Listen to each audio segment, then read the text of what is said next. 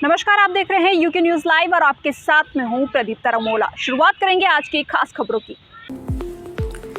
जोशीमठ में UK news live की खबर का हुआ बड़ा असर। मुख्य बाजार में सड़क पर हवा में झूल रहा दूरसंचार विभाग के क्षतिग्रस्त पोल को अब संबंधित विभाग द्वारा सड़क से हटा दिया गया है। आपको बता दें कि जोशीमठ मुख्य बाजार में सड़क के किनारे खड़े पोल पर मालवाहक ट्रक द्वारा टक्कर मारने से पोल पूरी तरह से टूटकर सड़क की ओर झुक गया था, जिसके ऊपर दर्जनों केबल, नेटवर्क के तारों का जाल और विद्युत के तार झूल रहे थे। इस खबर को यूके न्यूज लाइव ने प्रमुखता से दिखाया, जिसके बाद अब पोल को हटा दिया गया है।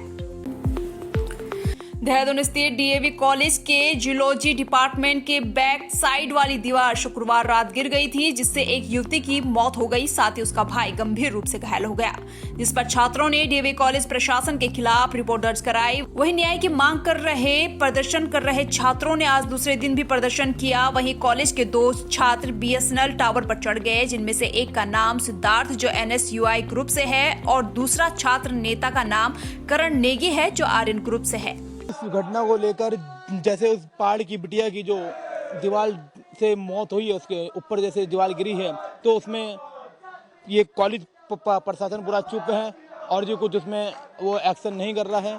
तो पूरे छात्रों की यही मांग है उसके परिवार को न्याय मिले, उसे बेटी को न्याय मिले।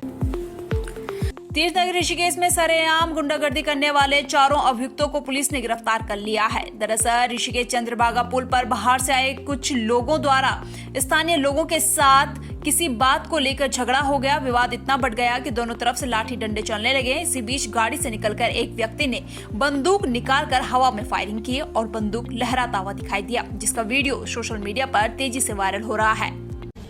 ये ऋषिकेश में कल चंद्रभागापुर के पास एक रात्रि में सनसनीखेज घटनाक्रम हुआ था, जिसमें कार सवार 4 लोग जो काफी छोटी बात पर लोकल जो वहाँ के निवासी थे उनके साथ दीपक इनके साथ कुछ कहासुनी हो गई थी। कहासुनी के बाद उनके द्वारा आवेश में आकर पहले फायर किया गया। फायर करने के बाद हॉकी स्टिक और डंडों से लोगों को वहाँ पर हमला किया गया, जिस पर 307 धारा में किसी में मुकदमा दर्ज कर लिया गया था। क्योंकि घटना सनसनीखेज थी, इसमें तत्काल जो है थाना ऋषिकेश चौकी और साथ ही साथ एसओजी ऋषिकेश की टीम को लगाया गया था।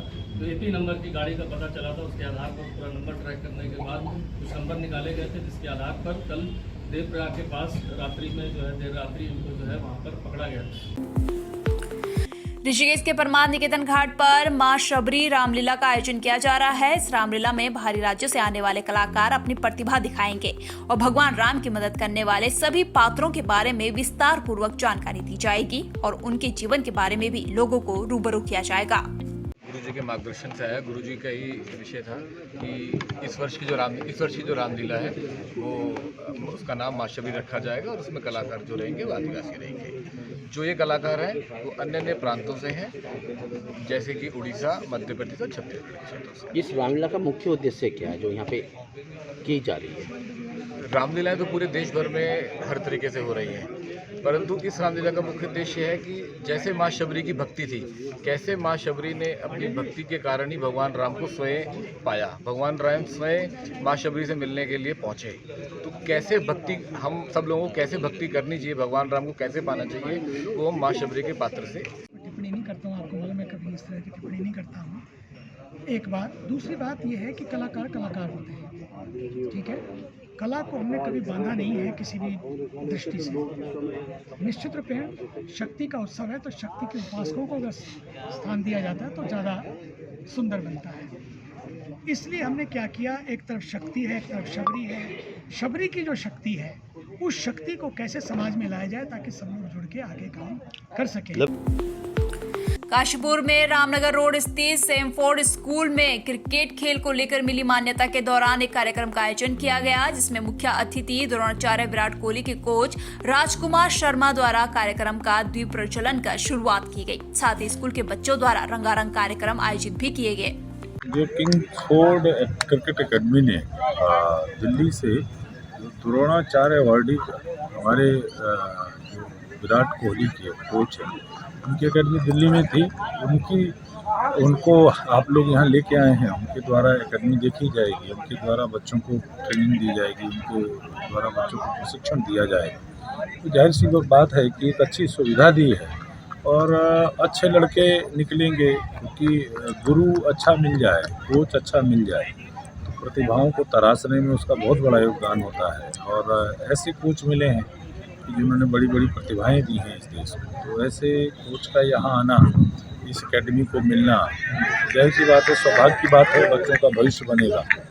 वैसे मैं आपको बताना चाहूँ कि उत्तराखंड जो है पहचान का मोहताज नहीं है गेम्स में, और ना ही क्रिकेट में। क्रिकेट में मान्यता भली लेट मिली, लेकिन यहाँ पर बहुत मात्रा में क्रिकेट के सितारे आगे निकले और आगे बढ़े, और बहुत बड़ी प्रतिभाएं आगे बढ़ी क्रिकेट की, जैसे ऋषभ पंत, पुराने क्रिकेटरों में मनीष पांडे। उन्हें ना क्रिकेट में स्टैंड नहीं मिल रहा था, वो अब जो है CIU ने दिया, यहाँ पर भारतीय क्रिकेट कंट्रोल बोर्ड ने उत्तराखंड को मान्यता देकर जो कदम आगे बढ़ाया था, उसी के आगे जाते हुए ये सैमफोर्ड एकेडमी का आज उद्घाटन हुआ है।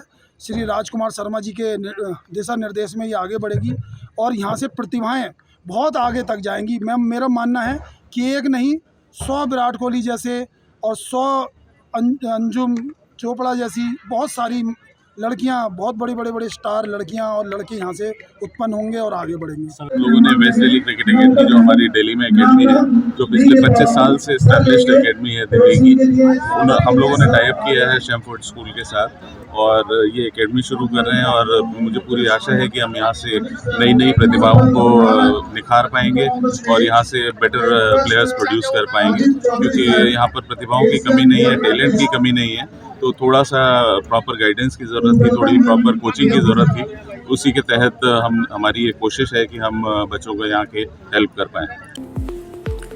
पौड़ी जिले में पसुंडा खाल के प्रभारी चिकित्सा अधिकारी जितेंद्र भारती पर मुख्य चिकित्सा अधिकारी ने जांच बैठा दी है। प्रभारी चिकित्सा अधिकारी पर 6 स्वास्थ्य केंद्रों के कम्युनिटी हेल्थ ऑफिसर्स ने मानसिक उत्पीड़न के आरोप लगाते हुए मुख्य चिकित्सा अधिकारी को एक शिकायती पत्र दिया था, जिसका संज्ञान लेते हुए अब प्रभारी चिकित्सा अधिकारी जितेंद्र भारती की वित्तीय शक्ति छीनकर मुख्य चिकित्सा अधिकारी ने इस प्रकरण पर जाँच बैठा दी है। मैडम द्वारा भी आपको कहा गया है, मैं भी आपसे लगातार यही कहता हूँ कि मेरे जनपद में अगर कोई भी गड़बड़ी करेगा तो निश्चित रूप से उसको जो है बख्शा तो नहीं जाएगा। और जांच में कई बार समय लग जाता है। हालांकि रिखनी खाल वाला मैटर ज़रूर थोड़ा पुराना हो गया, मैंने उसमें भी जांच कमेटी तुरंत ही गठित कर दी थी, लेकिन उस समय डेंगू का काफ़ी व्यापकता थी, तो DM साहब ने उन्हीं में से मेरे जो अधिकारी थे उनको एक को तो उन्होंने स्टेशन कर दिया सीधे कोटद्वार काफ़ी समय के लिए। उस चक्कर में विलम्ब हो गया, वो जांच पूर्ण हो गई है। 1-2 दिन में मेरे पास जांच कमेटी की रिपोर्ट आएगी और जो भी दोषी होगा बख्शा तो नहीं जाएगा। ये समय लग सकता है, लेकिन जांच कभी भी हमने प्रभावित नहीं होने दी है और पूरी टीम गठित करते हुए और एक व्यक्ति का बयान लिया गया है। मैं अभी 2 जगह गई हूँ, 2 CHO से मुलाकात हुई, मेरे संज्ञान में तो ये नहीं आया। अगर संज्ञान में आएगा तो मैं CMO को निर्देशित करूँगी। मैम, क्योंकि रिखनी खाल में भी इस तरह की शिकायत आई थी और खिरसू में भी, और अब पसुंडा खाल के जो प्रभारी चिकित्सा अधिकारी हैं उनके खिलाफ शिकायत आई है। अगर शिकायत सही पाई गई तो कड़ी से कड़ी कार्रवाई होगी। हल्द्वानी में आकृति सोसाइटी द्वारा बुलाई गई प्रेस कॉन्फ्रेंस में पत्रकारों के सामने ही हाई वोल्टेज ड्रामा हो गया। प्रेस कॉन्फ्रेंस बुलाने वाली समिति पत्रकारों के सवालों के जवाब नहीं दे पाए और उनको इस बारे में भी जानकारी नहीं थी कि उनकी प्रेस कॉन्फ्रेंस बुलाए जाने के पीछे उद्देश्य क्या है। इस प्रेस कॉन्फ्रेंस में पूर्व कैबिनेट मंत्री और गदरपुर विधायक अरविंद पांडे की नैनीताल उधम सिंह नगर लोकसभा सीट से दावेदारी प्रस्तुत की गई, जिसके बाद पदाधिकारी आपस में ही उलझ गए। मैं कट्टर मिसेस ममता बिष्ट आकृति सोसाइटी की वाइस प्रेसिडेंट हूँ। हमारी प्रेसिडेंट है कुसुम डिगारी, वो यहाँ पे नहीं आई है। अब मुझे बोल दिया गया था कि हम सब लोग यहाँ पर आ रहे हैं और मेरे पास जो मैसेज आया हुआ है वो ये आया हुआ है कि सभी सम्मानित सदस्यों को सादर प्रणाम। ये हर्षवर्धन जी हमारे प्रचार मंत्री हैं जो आकृति सोसाइटी के, उन्होंने लिखा है। निवेदन इस प्रकार है कि कल दिनांक 21/10/2023 को प्रातः 11:30 पर आकृति सोसाइटी जस्ट फार्म हल्द्वानी द्वारा एक प्रेस कॉन्फ्रेंस की जा रही है और उस प्रेस कॉन्फ्रेंस का कोई लॉजिक नहीं लिखा था उसके पीछे, क्योंकि हम एक सोशल वर्कर हैं, हम कोई पॉलिटिकल मुद्दा नहीं उठाना चाहते हैं। और मैं हूं कट्टर कांग्रेसी। मेरे फादर 15 इयर्स ब्लॉक प्रमुख रहे हैं द्वाराहाट के, अभी मेरा कज़न वहाँ पर ब्लॉक प्रमुख है दीपक किरौला, एंड मेरे हस्बैंड जिला पंचायत अध्यक्ष हैं पिथौरागढ़, और हम प्योर कांग्रेसी हैं। तो मैं बीजेपी को सपोर्ट बिल्कुल नहीं कर सकती और हमारी सोसाइटी जो है वो बिल्कुल भी पॉलिटिकल मुद्दे पर काम नहीं करेगी। आज की जो प्रेस कॉन्फ्रेंस बुलाई गई थी, इसका जो आकृति सोसाइटी का मूल उद्देश्य था वो था कि जो हमारे उत्तराखंड के विधायक आदरणीय अरविंद पांडे जी हैं, जो पूर्व में शिक्षा मंत्री थे, उनके द्वारा जो शिक्षा के क्षेत्र में उत्कृष्ट कार्य किया गया था, उसको आगे बढ़ाने के लिए उनको मंत्री पद पे पुनः ताजपोशी देने के लिए ये कार्य किया गया था। लेकिन उसके बाद यहाँ पे जो भी चर्चा हुई है उसमें सांसद का नाम आया या सांसद की दावेदारी आई, उसमें आकृति सोसाइटी का कोई लेना देना नहीं है। ये एक संस्था जो है सामाजिक संस्था है, सामाजिक कार्य करती है, जिसमें शिक्षा का योगदान ज़्यादा रहता है। इसलिए मसूरी में सामाजिक कार्यकर्ता प्रकाश राणा के नेतृत्व में स्थानीय लोग मसूरी देहरादून विकास प्राधिकरण के मसूरी कार्यालय में एकत्रित हुए और मसूरी देहरादून विकास प्राधिकरण के खिलाफ जमकर नारेबाजी कर अधिकारियों पर भ्रष्टाचार के गंभीर आरोप लगाए।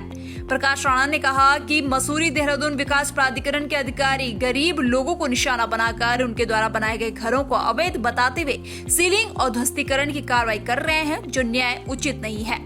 डीडीए के द्वारा पीड़ित हैं। भारद्वाज जी के द्वारा जो एईए मसूरी में इस बंदे ने इतने सारे गरीब लोगों के चालान किए हैं कि लोग त्राहिमाम हो रखे हैं। मतलब सरकार ने ये एमडीडीए यहाँ इसलिए भेजा है कि आप लोगों ने यहाँ के गरीब जनता जिनके पास घर मकान है, उनको घर बनाने की व्यवस्था आपने प्रोवाइड करवानी थी, जैसे देहरादून में। लेकिन इन्होंने उल्टा काम करा है। 1984 से मसूरी में एमडीडीए आया और आज 2023 चल रहा, लगभग 40 साल होने जा रहे हैं। एमडीडीए के पास कोई बायोलॉजी नहीं, तो ये एमडीडीए यहाँ लाया क्यों, किस लिए?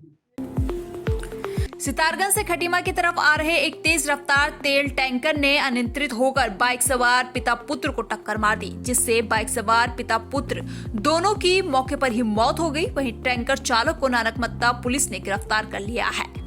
ये आज लगभग 9 बजे के करीब सितारगंज से खटीमा की तरफ एक टैंकर आ रहा था, तो शायद उसको नींद आ गई, इसकी वजह से वो जो रोड के किनारे जो पिलर होता है उससे टकराया और फिर वो अनियंत्रित हो गया। तो इसमें जो खटीमा से सितारगंज की तरफ बाइक में 2 लोग जा रहे थे, तो टैंकर में उन पर टक्कर मार दी, तो जिनको फिर पुलिस के द्वारा और जो लोकल पब्लिक है उनके द्वारा सरकारी हॉस्पिटल जो खटीमा है वहाँ पे भर्ती कराया गया। तो डॉक्टर्स के द्वारा उन दोनों को मृत घोषित कर दिया गया है। आगे खटीमा में सुबह करीब 10 बजे 2 एक्सीडेंटल केस पाए गए थे, जो मृत अवस्था में थे। डॉक्टर द्वारा परीक्षण करके उनको मृत घोषित कर दिया गया। पुलिस द्वारा पंचनामा भर के उनके पोस्टमार्टम की कार्रवाई की जा रही है। अब चोटें कहाँ पे थी, ये तो पोस्टमार्टम की कार्रवाई के बारे में। ये मामला नानकमत्ता। फिलहाल इस बुलेटिन में इतना ही। बने रहिए उत्तराखंड की तमाम खबरों के लिए यूके न्यूज़ लाइव के साथ। नमस्कार।